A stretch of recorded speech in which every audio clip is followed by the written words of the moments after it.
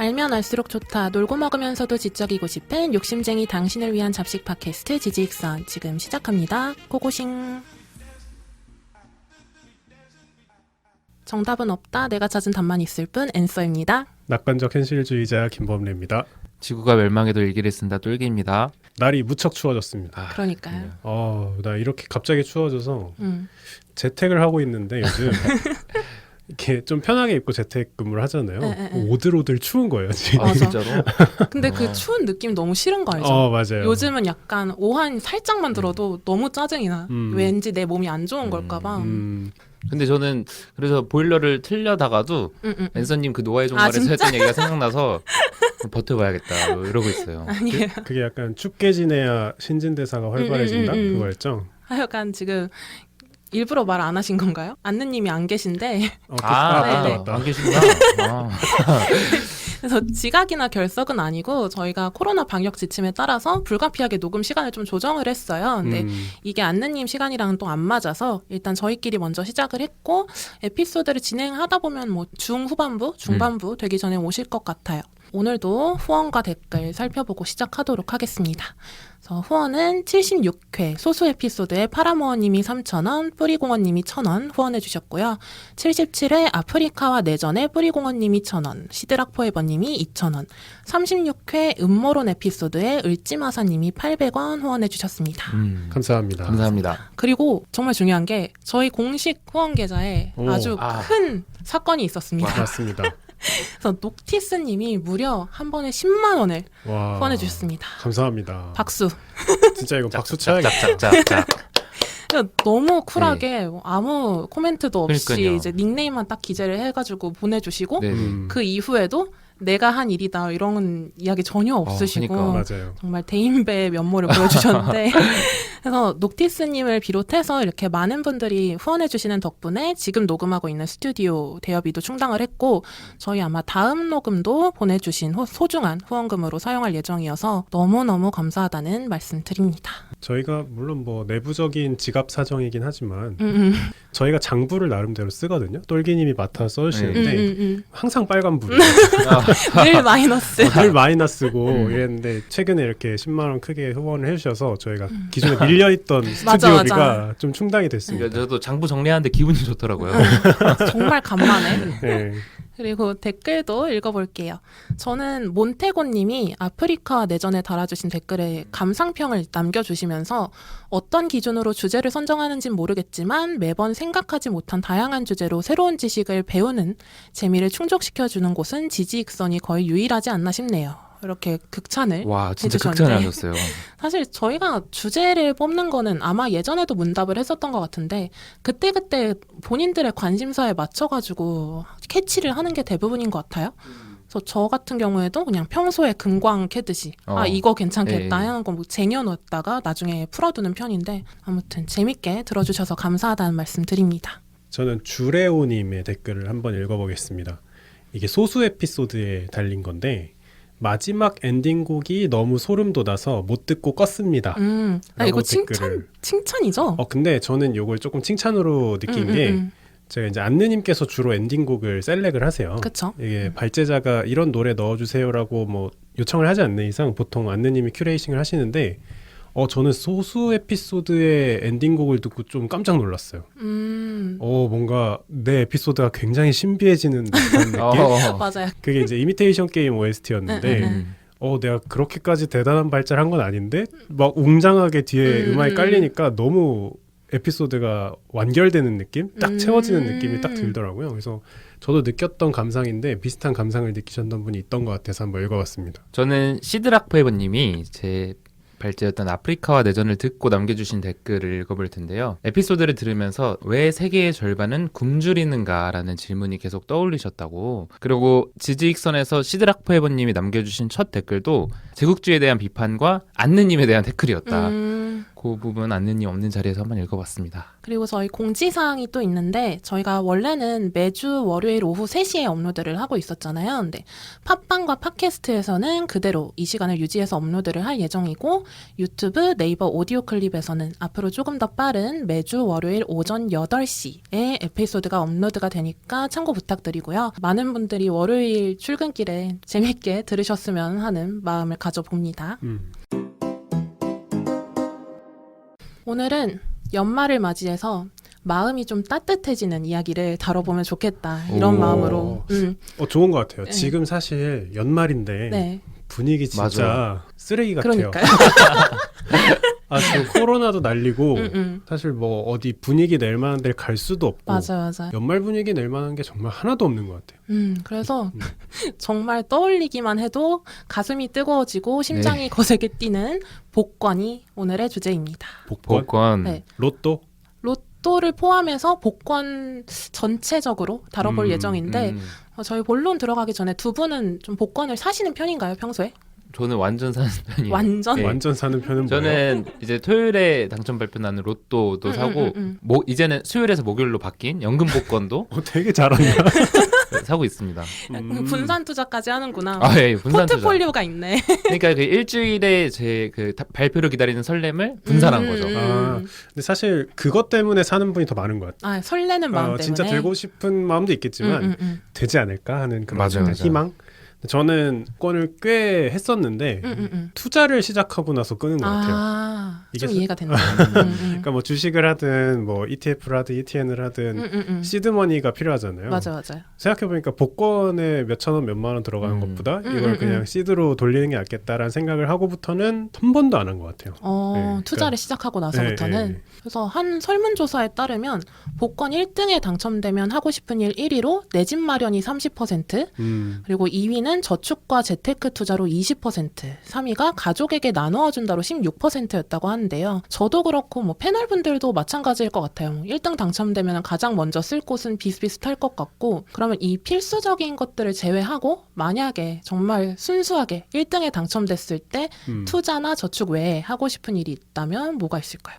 이게 이제 앤서님께서 발제를 준비하시면서 생각해보라고 하셨잖아요. 네. 근데 저도 딱 듣자마자 처음 생각한 게 내 집 마련, 뭐 대출 상환, S&P 500에 넣는다든지 뭐 그런 거였는데 그걸 이제 빼고 생각해보라고 하셔서 좀 느낀 건 진짜 복권에 한 10억 이상의 큰 돈이 당첨이 됐다 그러면 우선 와이프한테 퇴직하라고 얘기를 하고 제가 휴직을 한 다음에 네. 좀 세계 여행을 다녀보고 싶어요. 오. 그러니까 사실 그게 내 돈으로는 하기 쉽지 않잖아요. 그쵸. 그러니까 물론 이제 복권을 했으면 내 돈인가? 근데 꽁으로 생긴 돈 이런 느낌이 그쵸, 드니까 약간 불로소득이니까. 꽁돈이라고 생각을 하면 그게 조금 버킷리스트 같은 느낌일 것 같아요. 똘기님은? 저는 내 집 마련이긴 한데 네, 좀 더 디테일하게 들어가면 지하실을 만들고 싶어요. 오. 요즘 유행이라고 하더라고요. 유행이에요 이게? 소름 돋았었는데 나랑 똑같아. 진짜? 진짜로요? 네. 그러니까 저는 지하실을 만들어서 거기에 약간 최신 테크놀로지를 도입해갖고 막 버튼 누르면은 막 선반이 막 돌아가고 막 그런 것들을 도입해서 저만의 서재를 꾸미고 싶은 마음이 있거든요. 그리고 거기서 좋아하는 사람한테 프로포즈를 하고 싶은. 낭만적으로 갔구나 좀. 이 흐름으로 가고 싶어요. 근데 복권이 됐는데 그러니까. 지하실에서 프로포즈를 할 생각인가요? 뭔가 나 이 정도 약간 플렉스도 하면서 요 정도 지하실이 있다 뭐 이런 의미에서 너무 속물 같나요? 아니요. 전혀 속물 주워담고 같지 싶기도 않아서 하고. 놀라는 포인트 아니에요? 맞아요. 꿈이 너무 작아서 놀랐어요. 펜트하우스에서 최신 테크놀로지 깔아놔도 되지 않을까요? 네, 아니야. 복권으로는 그 정도가 안 될 맞아, 수도 그 있긴 정도 할 안 것 그럴 같아요. 수도 안될것 같아요. 그래서 저는 이거 얼마 전에 안느님이랑도 저희 SNS 통해서 잠깐 얘기를 했던 건데 네. 개인 작업실이 있었으면 좋겠다 이런 생각이 들더라고요 요즘. 그래서 아예 뭐 녹음 스튜디오를 차리는 것도 괜찮을 것 같고 뭐 이게 아니어도 집이랑 좀 분리된 개인 오피스 이런 게 있으면 좋겠고 좀 가까운 사람들이랑 마음 놓고 모일 수 있는 그런 공간이 있었으면 좋겠다 이런 생각이 들더라고요. 이게 시국이 바뀌어서 그런 것 같아요. 저도 만약에 이런 시국이 아니었으면은 100% 무조건 해외 세계 여행 되게 장기 여행하고 오는 거 그게 첫 번째였을 것 같은데 좀 이번에 생각할 때는 정반대로 좀 극도로 사적인 공간? 네. 이런 게 생각이 나더라고요. 아지트에 대한 열망이 좀 높아졌어요. 근데 요즘 그게 유행이래요. 그니까 음. 임대해가지고 맞아요. 친구들 맘 맞는 친구들 한 대여섯 명 모여서 월세 내면 음. 그렇게 부담스럽지 않은 곳에다가 음. 아지트를 만들어서 이제 노는 그게 좀 유행이라고는 하더라고요. 저희도 잘 되면 몇 년 후쯤에 우리 스튜디오에 있었으면 좋겠다 이런 오프닝에서 생각이. 스튜디오비 밀렸다고 얘기했는데 열심히 해야죠. 아무튼 제가 이번 에피소드로 복권을 고른 이유는 저는 복권을 꼭 매주 챙겨서 사는 정도는 아닌데 가끔 외출할 때 사는 편이거든요. 그래서 뭐 한 달에 한 10,000원 정도는 고정 지출로 나가는 편이에요. 근데 5,000원 이상 당첨된 적은 없긴 하지만 뭐 재미로 또 한편으로는 좀 기부도 한다는 마음으로 사는데 주변에서도 그렇고 인터넷에서도 그렇고 약간 복권을 허무맹랑하고 멍청한 소비다 이렇게 생각하시는 분들이 좀 있더라고요. 그래서 특히 얼마 전에 좀 공감이 갔던 게 미국의 작가 앰브로스 비어스가 한 말인데 복권은 수학을 못하는 사람들에게서 걷는 세금이다 이런 문구가 있더라고요. 야, 근데 무슨 말인지 알 것 같아요. 그래서 되게 찔리는 마음도 들면서 좀 괜시리 분하고 진짜 그런가 하는 의문도 들어서 한번 정면 돌파를 해보면 좋겠다. 정면 돌파. 이런 마음으로 복권에 대한 스터디를 좀 해왔습니다. 그래서 오늘 에피소드는 거의 복권 총망라, 뭐 복권학 개론이다 이렇게 생각하실 수도 있을 것 같고 에피소드 순서는 복권의 기원과 복권 공영화의 역사, 복권의 종류와 복권 구입 심리로 이어지게 됩니다. 참고로 이번 회차는 데이비드 니퍼트의 저서 복권의 역사, EBS 다큐멘터리인 세상의 모든 법칙과 다큐 잇, 기획재정부 복권위원회의 복권백서와 동행복권 사이트, 그리고 각종 기사자료 등을 참조로 했습니다. 먼저 본격적으로 시작하기 앞서서 복권의 정의를 내리고 갈게요. 복권은 옛날에는 복표, 복채라고 부르기도 했는데요. 제비를 뽑아서 맞으면 일정한 상금을 타게 되는 표 또는 공공기관 등에서 어떤 사업 자금을 마련하기 위해서 널리 파는 당첨이 따른 표 등으로 사전적으로는 정의가 되어 있고요. 경제학 사전에서는 정부에서 당첨자에게 일정한 복채금을 지급할 것을 조건으로 발행한 일종의 증권으로 복권의 원금은 상환하지 않는다. 이렇게 정의하고 있다고 해요. 그래서 이거 보고 복권을 증권으로 정의를 할 수도 있구나 이런 생각이 들더라고요. 그래서 이게 재밌고 납득도 가고 그리고 국제복권협회에서는 복권을 적은 액수의 돈으로 표를 구입함으로써 사람들에게 꿈과 희망 그리고 우연한 행운을 안겨줄 수 있는 매우 이상적이고 적절한 행위로서 생활 속의 건전한 오락행위라고 규정했습니다. 그거 왠지 복권회사에서 한 것 같은데. 네, 그러니까 국제복권협회에서 나온 거니까 거의 뭐 에버랜드 소개 멘트로 써도 될 것 같지 않아요? 노래 나올 것 같아요. 그래서 근데 이렇게 다소 낙관적으로 전망하기도 하지만 오늘 복권에 대해서 할 이야기들은 뭐 딱히 이렇게 핑크빛은 아니긴 합니다. 그럼 복권이 도대체 어떻게 탄생을 하게 됐냐? 기원전 100년경 어떤 나라로 거슬러 올라가는데 복권의 역사를 기원전에서 찾아요? 어느 나라일 것 같나요? 기원전 100년이면 무슨 나라가 있는지도 문자가 있었던 나라? 문자가 있었던 나라? 문명? 중국? 맞아. 맞아요. 맞아. 그러면 한 나라인가요? 진나라. 진나라? 네. 그 우리가 아는 진나라 말고 그 옛날 진나라죠? 옛날 중국의 진나라고 역사적으로 기록으로 남아있는 첫 번째 복권이 진나라의 키노라고 해요. 이거 약간 서양식으로 읽는 것 같은데 중국어로는 어떻게 읽는지는 모르겠어요. 그래서 키노는 추천 방식이 천자문에서 고른 120개 문자 중에 10개의 문자를 맞추는 형식이었습니다. 진짜 비슷하다. 근데 듣기만 해도 근데 로또보다 당연히 확률이 낮을 것 같죠? 확률은 무려 3,535조분의 1. 지금 로또가 45개 중에 7개? 맞아요. 그렇죠. 6개. 6개? 그러니까 뭐 사실상 당첨자는 아예 없었다고 보시면 되고 이렇게 키노를 통해서 확보된 재원으로 건설을 한 게 만리장성이라고 해요. 그러니까 우리가 아는 진나라네요. 그러면? 그런가? 만리장성을 지은 그 진나라? 서로 다른 진나라를 그런가 알고 보네. 있나 봐요. 그런가? 아무튼 그래서 키노는 복권의 형태는 갖추고 있기는 하지만 거의 갈취였다 이렇게 이해하시면 될 것 같고 그게 의무로 해야 되는 행위였어요? 거의 의무였나 봐요. 그랬던 것 같아요. 와, 그것도 진짜 신기한 발상이다. 좋은 거라니까 운 좀 걸어봐. 그러니까 예를 들면 회사에서 월급날에 월급 다 나눠주고 맞아. 자, 이제 복권 좀 사보지? 약간 그런 거잖아요. 그쵸. 그리고 서양에서는 고대 로마 시대부터 복권이 일반화되기 시작을 했는데 로마의 초대 황제 아우구스투스가 로마 복구 자금을 마련하기 위해서 각종 연회에서 복권을 팔고 상품으로는 노예나 집, 선박 이런 것들을 나눠줬다고 해요. 그래서 이어서 로마의 5대 황제 네로는 로마 제국의 번영을 기념하기 위해서 대중적인 추첨 행사를 열어서 매일매일 땅, 노예, 선박 또는 직업까지 나눠줬다고 합니다. 그래서 지금 우리가 하고 있는 현대 복권의 시초는 16세기 이탈리아 피렌체의 번호 추첨식 복권 피렌체 로또인데요. 이 피렌체 로또가 당첨 상품을 현금으로 지급한 최초의 복권이라고 해요. 그리고 이탈리아어로 로또가 행운이고 이때부터 로또가 복권을 지칭하는 고유 명사로 자리 잡았다고 합니다. 그래서 복권을 의미하는 영어인 로터리도 여기서 유래가 된 거라고 해요. 이런 복권이 어떤 과정을 거쳐서 우리 삶에 좀 합법적으로 녹아들게 됐는지 모든 나라를 전반적으로 살펴보기에는 좀 시간과 지식의 한계가 있기 때문에 오늘은 미국에서 복권의 지위 변동을 골자로 해서 순차적으로 복권의 공용화에 대한 역사적인 맥락을 좀 짚어보려고 해요. 근데 기본적으로 지금 기원전 100년부터 뭐 16세기까지 왔는데 기본적인 스탠스는 그거네요. 복권을 팔아가지고 번 네. 수익이 당첨된 사람한테 경품을 나눠주더라도 그게 뭐 직업이든 돈이든 그쵸. 뭔가를 주더라도 남는 게 더 많다. 이걸 지금 복권이라고 생각하고 역사를 쫓아간 느낌이네요. 맞아요. 근데 앞으로 이야기할 거는 조금 역으로 갈 것 같긴 한데 일단 미국에 나타난 첫 공영 복권은 17세기 영국의 식민 지배로 등장을 하게 됩니다.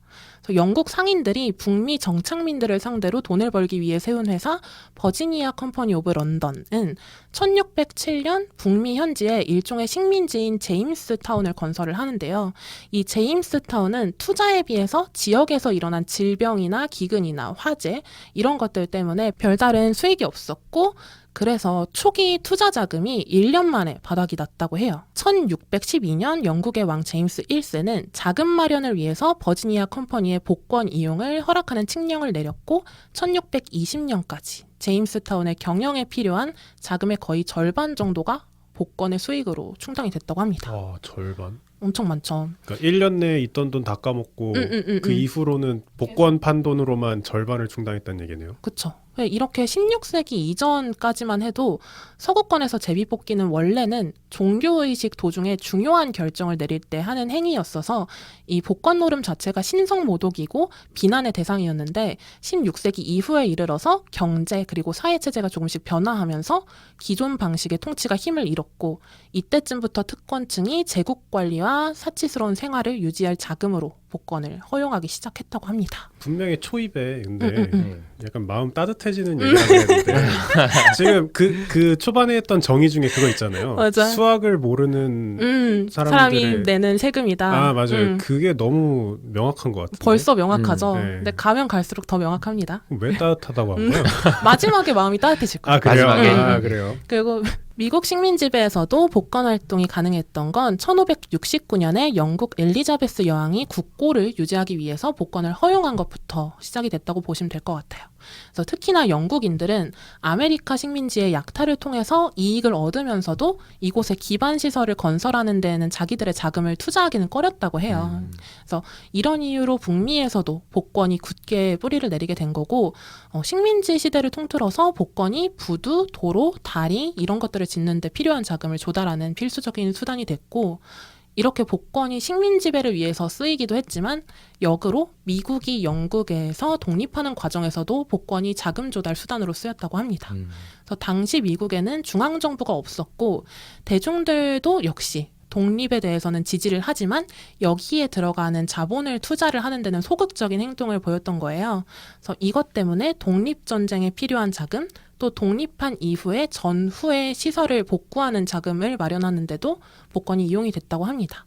이게 근데 사실상 들어보니까 아까 오프닝에서 말씀하셨던 수학을 못하는 자들에게 매기는 세금이란 말이 단순히 프레이즈가 아니라 진짜 약간 세금의 형태로 그렇죠? 예, 약간 부가가치세처럼 뭘 샀을 때 자동으로 부과되는 세금처럼 그러니까 사람들을 유도하는 그런 형태였네요. 그렇죠. 복권 자체가 새 원이 된 거죠. 그래서 세금으로는 도저히 예산 충당이 안 됐었고 개개인의 소액 기부를 통합할 조직도 없었고 미국에서 그리고 아직 주식이나 채권이 발행되기도 이전 시점이었기 때문에 복권이 거의 유일한 재원이 된 거죠. 뭔가 되게 가증스럽다. 그러니까 이게 마음이 차가워지고 네. 있어. 그래서 이때 1790년대부터 남북전쟁 이전까지 복권 발행을 통해서 많은 대학들이 건설이 됐는데요. 이렇게 건설된 대학이 그 유명한 하버드, 이럴 수가. 예일, 프린스턴, 컬럼비아, 브라운, 다트머스 등등등 아이비리그들이 거의 47개에 달하는데 우리가 알고 있는 아이비리그 대학들 대부분이 복권을 통해서 건설이 됐다 이렇게 생각하시면 될 것 같고 이거는 여담인데 그 시드니에 있는 오페라 하우스 있죠. 네. 네, 오페라 하우스도 복권 기금으로 하버브리지도 그리고 독일의 쾰른 대성당도 복권으로 오. 건설이 됐다고 합니다. 대한민국도 그런 건축물이 있나요? 저도 찾아봤는데 대한민국에는 역사가 그렇게 길지가 않아서 되게 뭐 그렇게 상징적으로 이것 덕분에 이것이 세워졌다라고 하는 건 없는 것 같더라고요. 그리고 이런 사례들이 애국심보다는 일확천금을 향한 희망이 오히려 그 신생국가의 미래를 재정적으로 뒷받침한 케이스다? 이렇게 볼 수도 있겠죠. 근데 이런 복권의 인기는 1825년 이후에 서서히 식어갑니다. 표면적으로는 가난한 사람들을 상대로 한 사기와 착취다. 지금 여러분들이 말씀하고 계시던 거 이런 이유였었는데 실제로는 중점적인 원인이 따로 있었어요. 뭘 것 같나요? 조작이 있었나? 그것도 있긴 한데 그거는 아니었어요. 중점적인 건. 사람들이 수학 공부를 열심히 했나? 이게 확률적으로 불가능하다는 걸 깨달은 거지. 똑똑해져서. 그럴 수도 있지 않을까? 교육 수준이 높아져서? 똘기님은? 아니면 사람들의 벌이가 괜찮아졌나? 일확천금을 굳이 안 원할 굳이 정도로? 원하지 않아도 아마 제 생각에 안느님이 있었으면 맞췄을 것 같은데 이게 금융기관의 발전 때문이었습니다. 그래서 사업 자금이나 개발 자금을 융자하거나 부동산 담보대출을 하는 주정부 인가은행이 1810년대에는 88개 시작해서 1860년대엔 1500개까지 늘어났고요. 19세기 전반에 걸쳐서 뉴욕 증권시장이 엄청난 성장을 이룹니다. 그래서 덕분에 복권을 통한 자금 조달의 필요성이 상대적으로 줄어들게 된 거죠. 그래서 연방정부 지출의 상당 부분은 관세 또는 뭐 정부 소유 부동산 매각 이런 것들을 통해서 거둔 수입으로 대부분 충당이 됐고요. 복권보다 훨씬 더 많은 자본을 확보할 수 있게 해주는 금융기관들이 등장을 하고 복권과 관련된 아까 말한 범례님이 말한 음모와 사기에 대한 대중의 신뢰도가 떨어지는 일도 당시에 좀 동시에 발생이 하면서 19세기 중반에 들어서는 복권이 거의 몰락을 하게 되는데요. 1861년 남북전쟁이 시작될 즈음엔 복권이 합법인 주가 델라웨어, 켄터키, 미주리 이렇게 딱 3곳뿐이었습니다.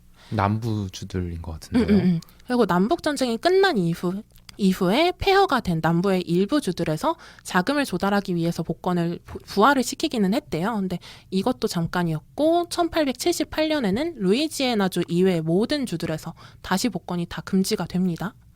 그러면 이렇게 세태를 맞았던 복권이 어떻게 죽지도 않고 또 등장을 했느냐. 20세기에 들어서 또 다른 경제적인 전환점을 맞이를 하기 때문입니다. 알 것 같아요. 경제가 안 좋아져서. 그렇죠. 그렇겠죠.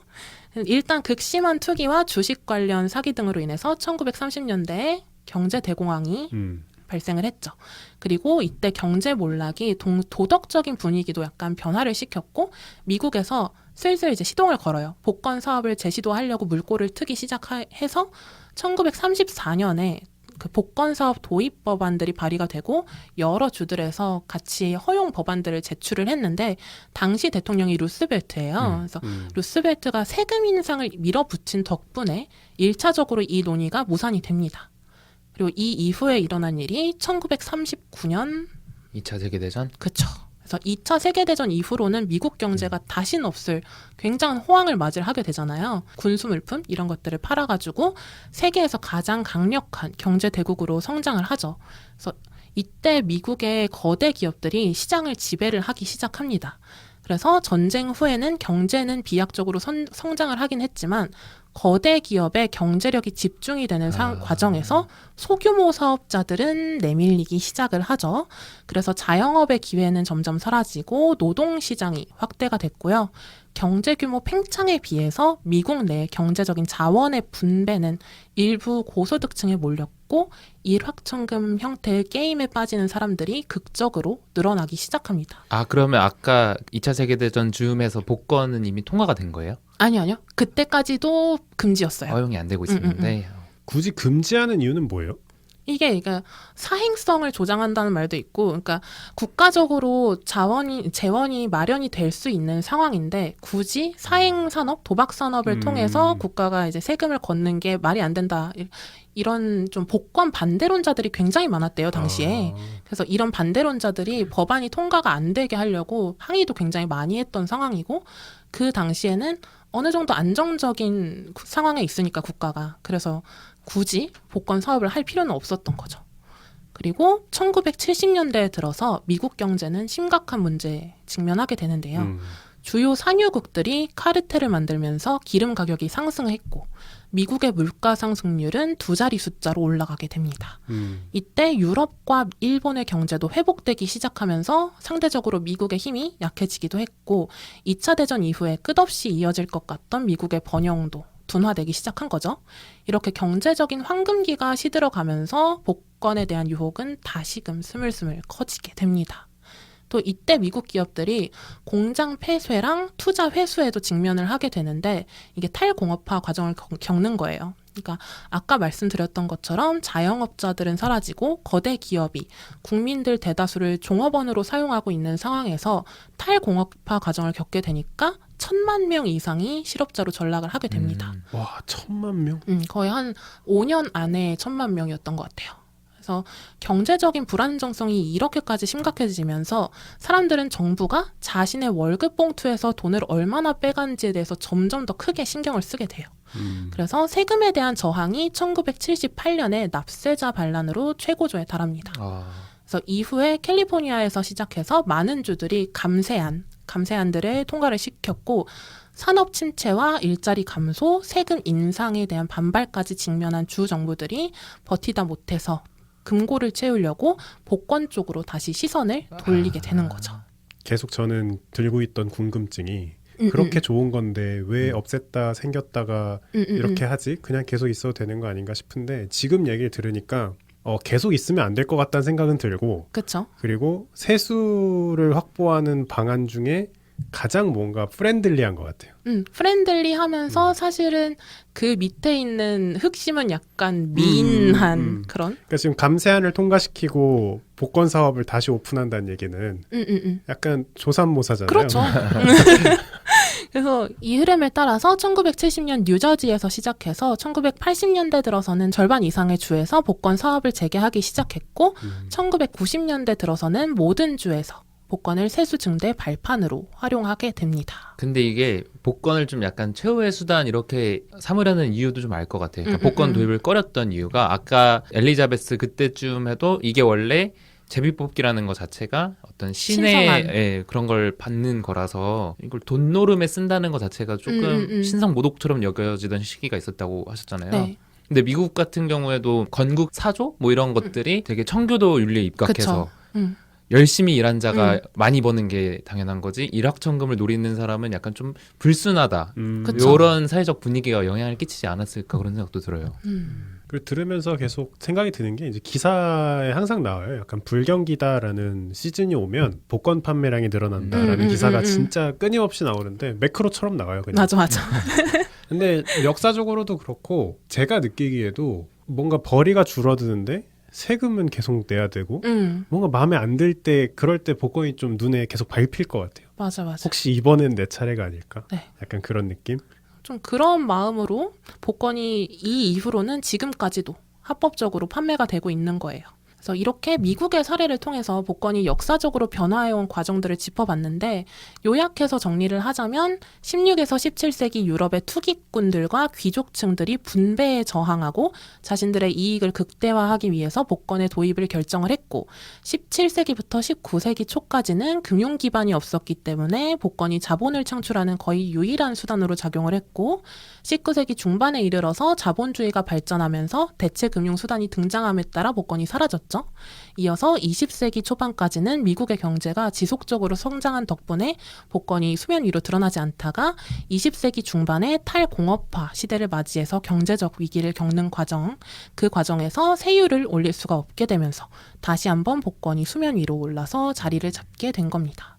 이렇게 복권이 걸어온 발걸음을 되돌아보면서 경제 질서가 어떻게 다른 사회 제도를 규정할 수 있는지도 우리가 목격을 할 수가 있는 거죠.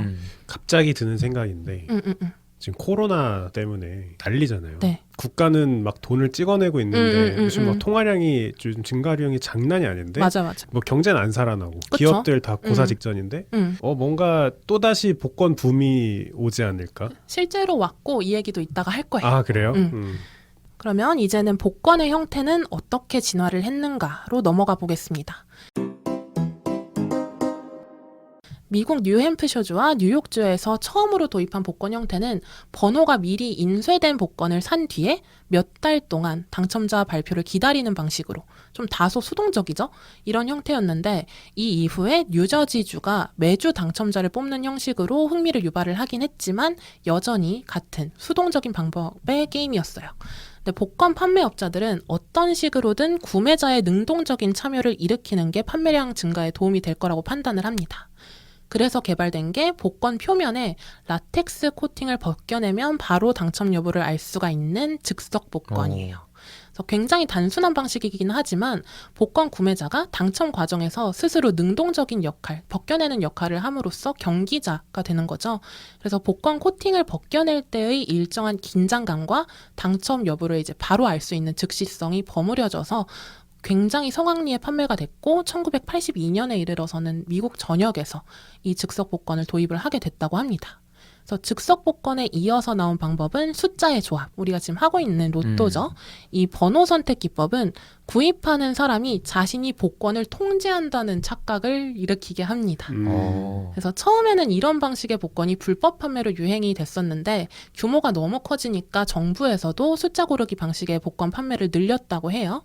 그래서 이때 등장한 게 그 유명한 로또고 지금까지도 미국을 비롯한 대부분의 나라들에서 정부 복권 사업의 핵심을 이루고 있습니다.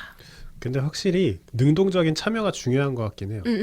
대한민국에도 이렇게 긁는 복권이 있고 맞아. 로또가 있지만 왠지 긁는 복권은 약간 그런 생각이 들어요. 당첨 복권이 이 지역에 아예 배분되지 않았을 수 있잖아요. 그쵸. 그러니까 이게 운으로 생각하면은 내가 통제할 수 없는 운이 너무 많잖아요. 근데 왠지 로또는 맞아. 내가 고른 번호가 커스터마이징을 할수 왠지 있고. 될 것 같은. 왠지 어제 똥을 밟는 꿈을 꿨는데 마침 할아버지가 돌아가신 할아버지가 막 번호도 읊어주시고 뭐 할아버지가 돼지를 타고 오시고 이러면은 뭔가 될 것 같은 그런 맞아. 느낌이 있어서 사실 더 비싸잖아요. 네. 로또가. 그쵸. 더 비싸죠. 근데도 다들 하는 것 같아요. 근데 지금 미국에서 파는 방식을 보면은 네. 우리나라보다 그 약간 커스터마이징의 묘미를 극대화했어요. 네, 거기는 뭐 기계에서도 팔거든요. 근데 자기가 그거를 터치 스크린에 하나하나 선택하면서 뭐 옵션을 걸 수도 있어요. 약간 도박처럼.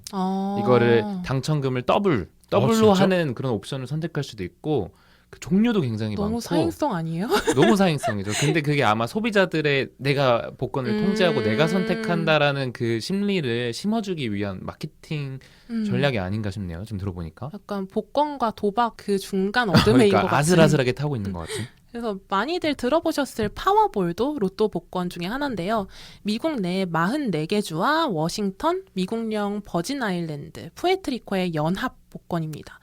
방식은 1에서 69 사이의 숫자 5개, 1에서 26 사이의 파워볼 숫자 하나, 이렇게 총 6개의 숫자를 맞추면 1등이고요. 파워볼의 당첨 확률은 2억 9,200만 분의 1로 우리나라 로또 당첨 확률인 840만 분의 1에 비교해서 35배 더 어려운 와. 극악의 확률을 자랑합니다. 그 마지막 슈퍼볼? 파워볼? 파워볼. 그거 하나 맞추는 게 맞아요. 확률을 엄청 높게 그러니까 네네. 낮게 만드네요. 맞아요.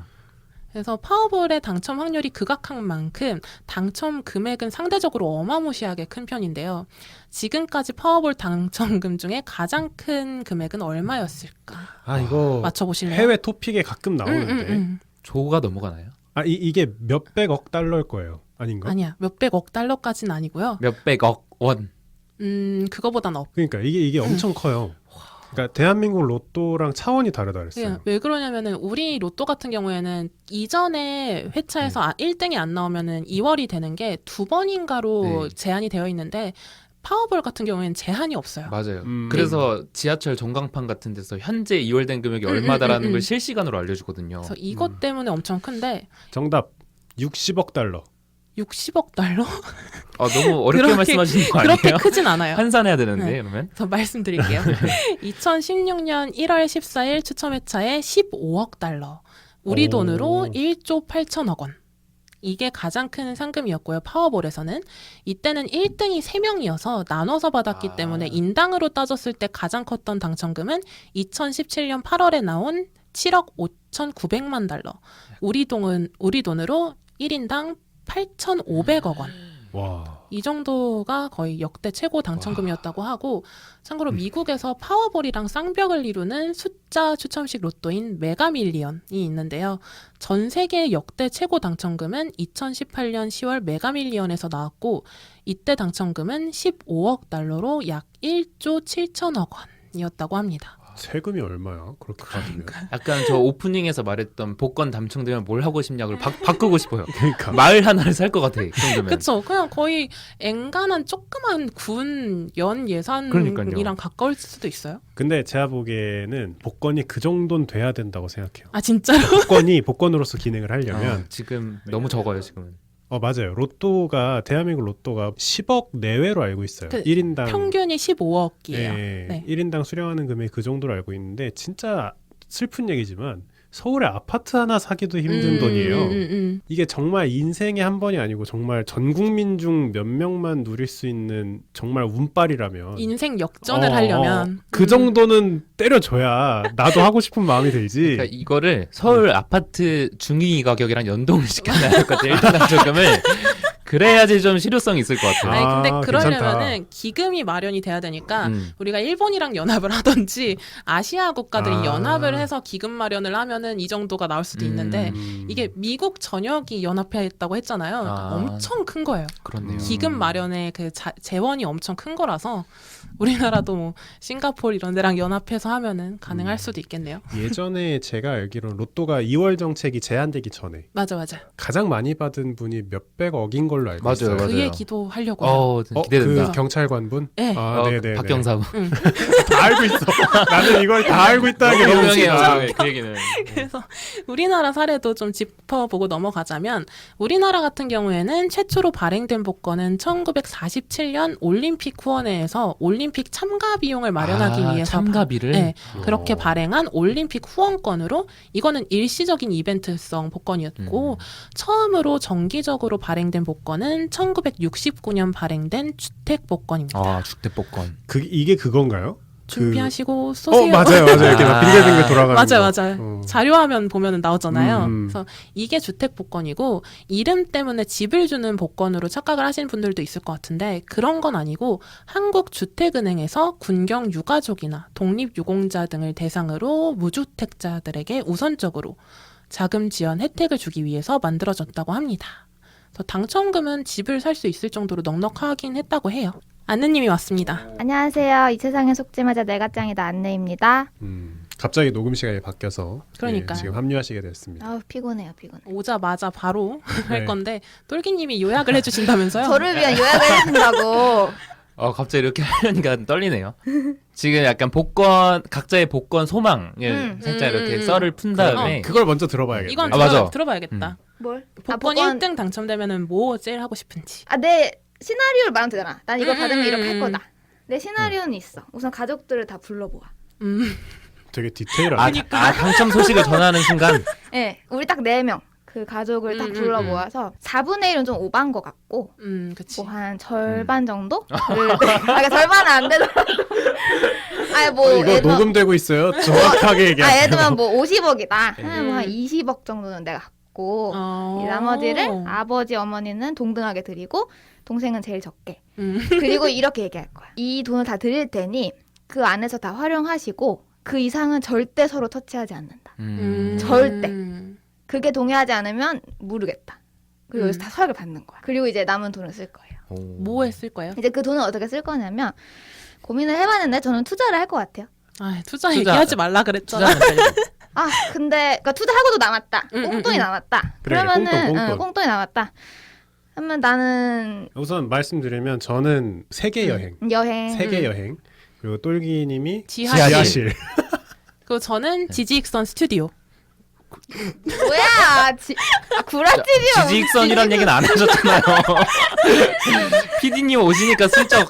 어이없다. 근데 저도 근데 스튜디오 하나 차릴 것 같아요. 그쵸? 그 약간 저번에도 얘기했잖아요. 개인 스튜디오 갖고 싶다고. 그리고 저도 여행. 다 음. 비슷비슷하네.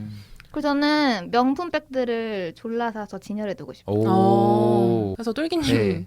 아 그래가지고 네. 이제 로또의 역사, 복권의 역사에 복권의 대해서 역사. 얘기하다가 막 미국의 아이비리그 대학들도 사실 복권 기급으로 설립이 된 거다. 오, 네. 몰랐네. 뭐 이런 얘기들을 하다가 복권이 사실 경기가 나빴을 때 자금을 모으는 수단으로 미국 같은 데서 활용이 되었다.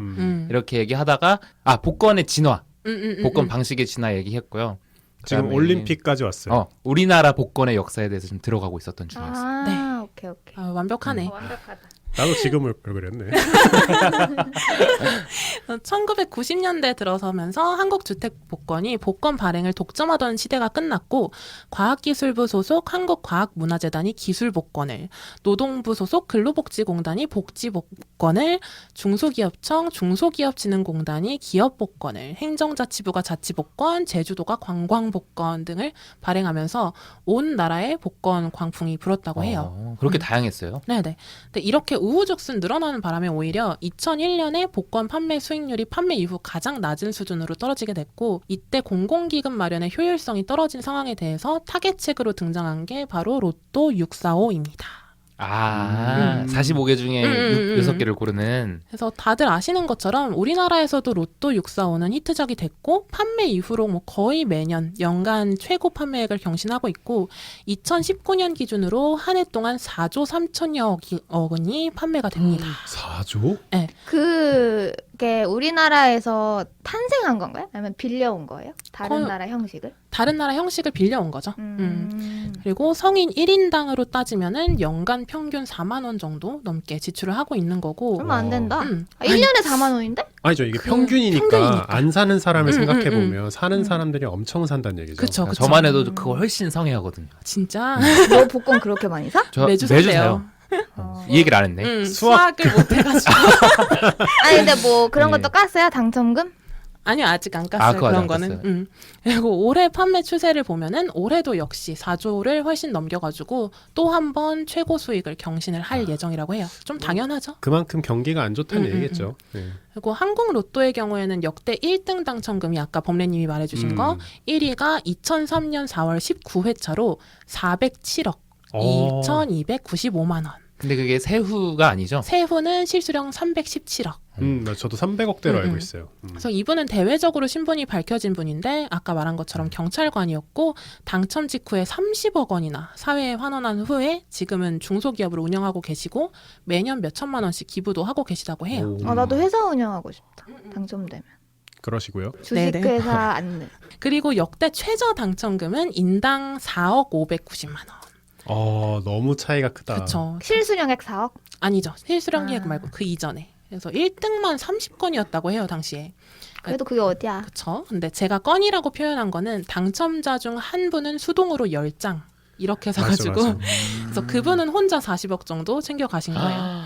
네, 아무튼 같은 1등인데 당첨금 차이가 역대 최고랑 최저랑 한 100배가 나니까 내가 1등에 당첨되는 회차의 당첨자 수도 큰 운이라고 할 수 있겠죠. 그러면 사람들은 왜 복권을 살까요? 저는 뭐 당연히 1억 천금의 꿈을 안고 사는 건데 지금 약간 침 넘긴 것 같은데. 근데 저는 이게 예전에 범래님이 과학편에선가 말씀하셨던 게 있는데 세상의 확률은 어차피 반반이다. 되냐 안 되냐. 네, 그치. 결과론적 확률. 저는 약간 그런 확률론에 입각해서 사는 것도 있어요. 그것도 내가 맞아요. 이 로또라는 게임에 참가하는 티켓 정도? 그런 얘기도 있잖아요. 로또를 사지 않으면 당첨될 확률은 0%지만 맞아. 아휴, 그 사면은 희망 뭐 부분. 0. 몇이다. 저도 마찬가지예요. 뭐 혹시 모르니까. 그리고 샀을 때는 딱 사고 나면 기분이 좋잖아요. 그래서 그렇죠. 결국 이게 다 희망 때문이라는 건데 복권이 내 살림살이를 나아지게 해줄지도 모른다는 희망은 당첨의 확률이 희박함에도 불구하고 불사조처럼 이렇게 살아나는 이 기대감 때문에 지속이 되는 건데 그것도 한몫하는 것 같아요. 매주 당첨자가 있다는 거. 그쵸. 그래서 이런 기대 심리를 잘 보여주는 사례가 몬테카를로의 오류입니다.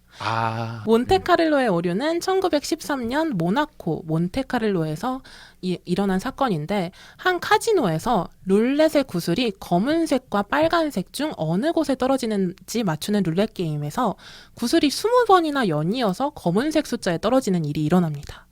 그러니까 이번에는 분명히 붉은색 차례가 됐다 이러면서 빨간색의 거액을 베팅하는 사람들이 엄청나게 많았는데 구슬은 이제 아시겠죠? 안타깝게도 또 한 번 검은색에 떨어져서 이때 돈을 건 사람들은 쫄딱 망했다고 해요. 그러니까 그동안 계속 검은색이었으니까 이번에는 붉은색에 떨어지는 게 그럴듯해 보이기는 하지만 붉은색이냐 검은색이냐 확률은 사실 반반이죠. 그러니까 한 번을 하나 20번을 하나 확률은 똑같이 50%니까. 그러니까 앞선 결과가 뒷 결과에 영향을 미치지는 못하지만 지금까지 이랬으니까 이번에는 다를 거야. 이런 식의 오류, 이런 거를 원래는 도박사의 오류라고 불렀고 이 사건 때문에 몬테카를로의 오류라는 이름이 뒤이어서 붙여졌다고 해요. 그러니까 이렇게 사람들은 독립적으로 발생한 사건이라고 해도 이전에 일어난 것과 연관지어서 생각을 하는 경향이 있고 묶인 사건들의 전체 확률은 균형을 이룰 거라고 착각을 하죠. 그러니까 내가 계속 복권을 샀는데 계속 낙첨이었다. 그러면 이번에는 내가 당첨될 차례가 된 게 아닌가. 이런 기대 심리가 연이은 낙첨에도 불구하고 또 한 번 복권을 사게 만드는 동력이 됩니다. 근데 진짜 그렇게 생각해요? 저번에 내가 당첨 안 됐으니까 약간 이런 게 있어. 이번엔 된다고? 저는 전 국민 개라고 생각해요. 복권이 일종의. 돈을 객출해서 거기서 언젠간 내 차례 오지 않을까 하는 생각은 해본 적이 있어요. 뭐 그 확신은 안 하더라도. 아니 근데 한 번 사는 것보다 여러 번 사는 게 확률이 높은 건 맞잖아요.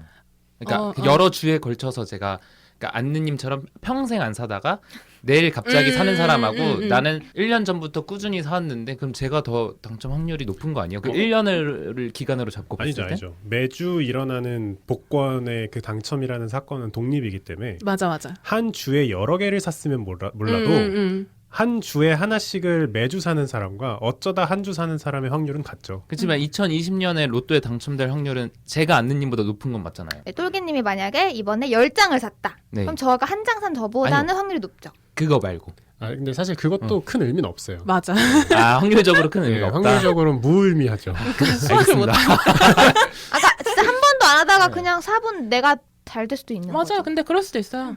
어차피 확률적으로는 똑같아요. 그러니까 한 주에 그러니까 같은 사건 내에서 티켓을 여러 장 가지면 의미가 있겠지만 예. 근데 그것도 아까 그 엄청 당첨 많이 되신 분 중에 같은 숫자를 여러 개 맞아요. 사시는 수동으로. 분이 있어요. 근데 사실 그거는 확률을 늘리진 않죠. 그렇죠. 그리고 또 하나의 구입 심리는 후회 회피입니다. 미국 비즈니스 인사이더라는 언론사에서 한 재미있는 실험이 있는데요. 실험 주최 측은 먼저 한 사무실 직원을 대상으로 복권 공동구매 신청을 받습니다. 예상했던 것보다 훨씬 더 높고 적극적인 참여율이 나타났는데 사람들한테 왜 샀냐고 물어보니까 답변자의 86%가 복권을 구입한 동료가 당첨돼서 회사를 그만두면 내가 너무 비참할 것 같아서 복권을 샀다. 이렇게 대답을 했다고 해요. 그리고 같은 곳에서 진행한 두 번째 실험은 후회 회피를 더 노골적으로 보여주는데 실험자는 복권 판매소 앞으로 가서 방금 $2를 주고 산 복권에 배를 줄 테니까 그 복권을 팔라고 제안을 합니다. 근데 여러분 팔 것 같나요? $4 줄 테니까 너 $2 주고 산 복권 내놔. $4 조금 작다. 10배라며. 10배. 아니 배. 아, 2배로 준다고? 근데 이게 비슷한 실험을 우리나라 다큐멘터리에서도 하는데 그때는 이제 5,000원 산 사람들한테 10만 원 준다고 하거든요. 그러면 바꾸죠. 근데 그래도 안 팔아요. 저도 사람들이. 안 팔아요. 진짜? 이게 이성적으로 혹시 모르니까. 이성적으로 생각하면 복권을 되팔아서 한 장의 복권을 더 살 수도 있고 또 사지 않더라도 꽝이 될 확률이 2배의 돈을 받는 것보다는 훨씬 더 높잖아요. 근데 이 실험에서는 거의 모든 사람이 자신이 구입한 복권을 팔지 않았다고 해요. 이유는 당연히 똘기님처럼 배를 받더라도 만일 판 복권이 당첨된다면 견딜 수 없을 정도로 후회가 될 것이었기 때문이죠. 야, 근데 웃기다. 있을지 없을지도 모르는 후회를 회피하는 전략이군요. 아니, 진짜 팔아도 당첨됐는지도 모르지 않나? 그치 근데 알 수도 있죠. 매주 내가 같은 번호로 계속 하는 사람이었다. 그러면 이러면은, 알 수 있어. 근데 그게 내가 너무 생각이 많은 걸 수도 있는데 로또를 말하는 거 맞죠? 맞아요. 그거 10만 원 주고 팔고 똑같은 번호로 하나 더 사면 되는 거 아닌가요? 그러니까. 근데 여기서 말하는 건 로또가 아니라 그 번호 찍혀져 있는 그거 얘기하는 것 거 같아요. 아니야? 그런가? 연금 그 얘기일 복권식인가? 것 같아요. 일회성으로 그럴 수도 끝나는? 있겠다. 그래서 이런 행동은 후회 감정에 대한 예상에 따른 결과로 심리학에서는 이걸 예상 후회라고 부른다고 해요. 그러니까 특히나 매주 복권을 사는 사람이라면 내가 사지 않은 주에 당첨자가 맞아. 또 나왔을까봐 그래서 그 후회를 미연에 방지하기 위해서 계속 사게 되는 것도 있겠죠. 그래서 지금까지 이렇게 복권에 대한 여러 가지 면모들을 좀 살펴봤는데 복권은 사실 복권이 등장한 먼 옛날부터 지금까지도 많은 비판을 받고 있기도 합니다. 가장 큰 비판 요소는 세금이면서도 세금 아닌 척하는 거. 그리고 이 세금이 거의 서민들을 통해서 주머니가 채워진다는 점이죠. 그리고 사람들은 다른 형태의 세금에 대해서는 불만을 표출을 하지만 복권에 대해서는 그러지 않는다는 점에서 고통 없는 세금이라고 불린다고도 해요. 애덤 스미스는 국부론에서 모든 국가의 국민은 가능한 한 각자의 능력에 비례해 정부를 지원하는 데 기여해야 한다. 다시 말하면 정부의 보호 속에서 각자가 얻은 수입에 비례해서 기여해야 한다. 그 공정한 과세를 이렇게 정의를 했는데요. 복권 비판론자들은 정부의 복권은 능력에 비례하지 않고 역진적인 형태를 띠기 때문에 복권이 불공평하다고 말을 합니다. 그래서 복권을 옹호하는 사람들은 역진성 문제 제기에 대해서 복권은 전적으로 선택의 문제일 뿐이고 복권을 사고 말고 문제는 사람들 스스로가 결정하는 일이라는 점을 들어서 반박을 하고요. 근데 다만 아무도 복권을 사도록 강요하지 않는 게 사실인지어도 사회가 복권을 구입하도록 조장을 한다고 비판론자들은 주장을 하고 이런 역진적 성격 이외에도 복권이 사람들에게 기회의 여지가 있다는 심리를 일으킴으로써 사회에 대한 구조적인 정당화 과정을 만든다는 점, 일확천금에 대한 열망을 심어줌으로써 노동의 가치를 절하한다는 점, 그리고 복권 구매가 사람들이 미신을 믿게끔 부추긴다는 점 등등으로 복권은 많은 비판을 받고 있기도 합니다. 갑자기 궁금해진 게 그러면 사기업이 만드는 복권은 없나요? 그게 불법일 거예요. 복권 불법이에요? 사업법 뭐 이런 거에 대해서 그런 게 있어서 불법일 거예요. 그거 합법이면 장난 아니죠. 그러면 저도 완전 돈 벌 수 있을 것 같은데. 제가 오늘 준비한 내용은 여기까지고요. 이제 마지막으로 로또 1등에 당첨됐을 경우 행동 지침을 알려드리면서 마무리를 해보려고 합니다. 대한민국 로또 말이죠. 네네. 혹시 모르니까. 그래서 1등이 당첨이 됐을 때 중요한 건 1등 당첨을 확인한 후에 당첨 복권 뒷면에 이름과 인적사항을 적어두면 좋다고 합니다. 혹시 모를 갈취나 분실 등을 겪게 돼서 법적 분쟁을 겪을 때 도움이 된다고 해요. 그리고 당첨금 수령은 당첨 발표 후에 돌아오는 월요일에 바로 하실 수가 있고요. 다들 알고 계시겠지만 1등 당첨금은 NH농협은행 본사에서 하실 수가 있습니다. 서울역에 있다는? 서울 지하철 5호선 서대문역 6번 출구. 서대문역. 6번 출구 나가면 바로 앞에 있는데요. 일단 농협 신관 1층 안내 데스크로 가서 보안 요원분한테 복권 때문에 왔어요 하면은 VIP 엘리베이터를 이용해서 복권 상담실로 안내해 준다고 합니다. 이 복권 상담실은 2018년도 5월부터 따로 마련이 돼서 이제 당첨자들이 다른 직원들과 마주칠 염려를 하지 않아도 된다고 해요. 이렇게 상담을 하러 가면 복권 사업 팀장님이 직접 상담을 해주는데 아무래도 당첨 금액이 상당히 크다 보니까 이 돈을 어떻게 운용할지에 대해서 투자 상담 이런 것도 해준다고 하고 투자를 필수로 권하는 건 아니지만 이 돈을 어떻게 사용할지에 대해서 계획이 없으면 평균 당첨 금액이 15억이거든요. 근데 이 정도 돈이면은 계획을 세우는 동안 원이라도 정기예금에 들어놓으면 최소 한 달에 200만 원 정도는 받을 수가 있으니까 예금으로라도 해둘 수 있게 안내를 해주신다고 해요. 그러니까 이렇게 안내받고 예금하고 하는 시간이 거의 1시간 정도 걸린다고 하고요. 침착하게 수령받고 나오면 되는데 생각만 해도 기분 너무 좋잖아요. 그래서 오늘 여러분들에게 드릴 선물을 준비를 했습니다. 아, 번호를 7개 얘기해 주시나요? 아니면 사오셨나요 혹시? 네, 패널분들한테. 진짜요? 응. 로또는 아니고 대박. 즉석 복권. 스피또를 각각 5장씩 드릴 건데 5장이요? 이거 와. 오늘 녹음 끝나고 바로 긁을 거예요. 지금 긁어요? 지금 네, 긁으면 지금 안 돼요? 긁을 거예요. 응. 근데 이게 위험해요. 예전에 그런 일이 있었어요. 아유, 무서워. 그 회사에서 팀장님이 사원급 막내한테 저 정확히 기억이 안 나는데 사줬는데 사준 건지 뭐 어쨌든 맞아요. 돈을 지불한 건 부장님이었고 맞아. 그걸 사온 게 막내 사원이었어요. 그리고 그거를 나눠 가졌나? 하고 니네 당첨되면 뭐 할래? 이렇게 얘기했는데 그 막내 사원이 저 당첨되면 부장님 벤츠 하나 맞아, 뽑아드릴게요 라고 한 거예요. 그러니까 이게 구매자와 소유자와 뭐라고 하죠? 통정거래라고 하나요? 의사를 서로 밝힌 게 얽혀 있어서 진짜로 막내 사원이 로또가 됐어요. 카드를 줘서 사오라고 한 가격을 지불한 부장 거냐부터 시작해서 가지고 있던 막내 사원 거냐부터 시작해서 통정거래로 내가 당첨되면 벤츠를 뽑아주겠다라고 얘기한 의사가 명확히 있기 때문에 이걸 사줘야 되냐까지 엄청 복잡했다고 얘기를 들었는데 근데 그게 사실인지 썰인지는 모르겠지만 친구 회사에 연관된 회사여서 뭐 사실이었고 벤츠도 사줬다 이런 얘기 있긴 그래요? 하더라고요. 아무튼 이것도 그러니까 네. 중요한 거예요. 어쨌든 앤서님이 사오신 거잖아요. 이게 1등 당첨 금액이 5억이거든요. 맞아요. 우리 중에 안 나오는데 혹시 모르니까. 혹시 모르니까 1,000만 원씩 돌립시다. 1등 되면. 아 오케이. 그리고 그 우리 밑으로는 알아서 자금으로 가져가고? 쓰고 또 그리고 당첨 네. 결과는 이번 에피소드 올라가고 나서 1시간 후쯤에 제가 인스타그램을 통해서 올릴 예정이고 만약에 여기서 5억이 나오면 이 부분은 편집이 되고 여러분들 중에 한 명이 아마 다음 에피소드부터 없을 거예요. 에이 뭐 5억 됐다고 5억 받았다고 여기서 나가면은. 아, 그런가? 이것 때문에 받은 건데. 서울 전세도 못 구하는 겁니다. 그러면 네. 일단 소감 예. 소감만 하고 마무리 먼저 좀 할게요. 아니 잠깐만. 지금 당첨 번호가 있어요?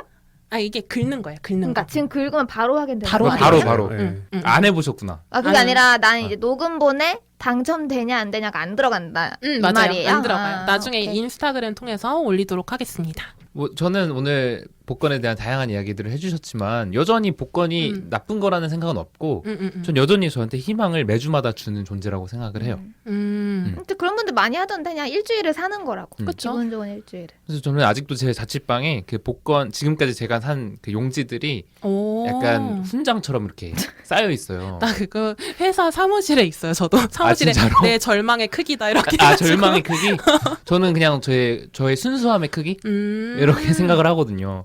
그래서 하여튼 그거랑 별개로 오늘 에피소드 재밌게 들었고요. 빨리 장난 아니에요. 지금 저 집중력이 긁을 생각 손에 땀 났어요, 낮춰졌어. 지금 약간 침 흘리고 있는 거예요. 우리 안 돼. 그 범래님. 저는 재밌었고 저는 사실 오늘 복권 얘기를 한다 그래서 사회에 약간 환원되는 약간 복권을 산다 그러면 그렇게 생각하시는 분도 있어요. 어차피 버리는 돈은 맞는데 이렇게 모인 돈이 공공사업에 투자가 되고 뭐 불우이웃 돕는 데 이용이 되고 그렇기 때문에 난 산다. 그게 좀 강했거든요. 근데 오늘 들어보니까 그게 아니네. 아니요, 그것도 있어요. 맞아요. 지금은 그것도 있어요. 지금 오히려 우리나라 복권 기금 같은 경우는 명확한 되게 투명하게. 목적이 명확하게 분류되어 있어서 그거를 상상하면서 구매하시는 것도 나름 좋은 맞아. 멘탈 케어가 네. 될 것 같아요. 근데 이제 역사적으로 보면 국가 차원에서 세금을 더 걷자니 반발이 너무 심하고 그렇다고 세금을 안 걷자니 돈이 없고 이럴 때 이제 복권을 장려한다는 역사부터 그리고 그렇게 해서 지어진 대학들이 있다는 것 그런 거 보면은 그 맨 처음에 얘기했던 난 그게 너무 꽂혔나 봐요. 수학을 모르는 자들에게 걷는 세금 그게 정말 이 에피소드를 관통하는 정의이지 않나 그렇게 생각되고 저는 오히려 오늘 에피소드를 듣고 복권을 더 안 살 것 같아요. 네. 뭔가 지금 똘기님이랑 반대 방향으로 간 것 같긴 한데 재밌다. 저는 뭐 소감이랄 게 없지만 그쵸. 재밌었어요. 네. 그래서 제가 복권을 사도 괜찮을까 하는 마음에 이번 에피소드를 준비했다고 했는데요. 사실 공부하면서 멍청한 세금이다라는 의견에는 솔직히 반박을 못 하겠더라고요. 근데 그럼에도 불구하고 똘기님처럼 마음속에 있는 그 로또 1등이 되고 싶다는 열망이 식지는 않을 것 같아서 그냥 지금처럼 했던 정도로만 가볍게 구입은 아마 계속하게 되지 않을까 싶습니다. 맞아요. 이렇게 수학 모르는 바보라고 얘기했는데 만약 똘기님이 당첨되지? 천재야. 우리 배알 꼴려서 잠도 못 자. 아니야, 전 축복해줄 거예요, 똘기님. 제일 안 네. 믿기는 뭐 좀 얻어먹으려 저러는 거 아니야? 아니야. 그리고 청취자분들도 댓글로 뭐 복권이랑 관련된 썰 같은 것들 나누실 게 있으면 많이 달아주시면 재밌을 것 같고 댓글 많이 부탁드릴게요. 그리고 오늘 에피소드 들어주셔서 너무 감사하고 다들 부자 되세요. 감사합니다. 감사합니다. 고맙습니다.